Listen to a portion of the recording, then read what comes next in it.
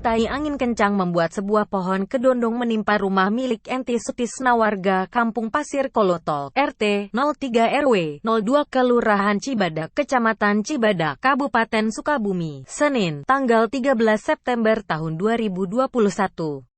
Peristiwa tersebut terjadi sore hari saat hujan deras disertai angin kencang. Rumah Entis pun mengalami kerusakan akibat tertimpa pohon.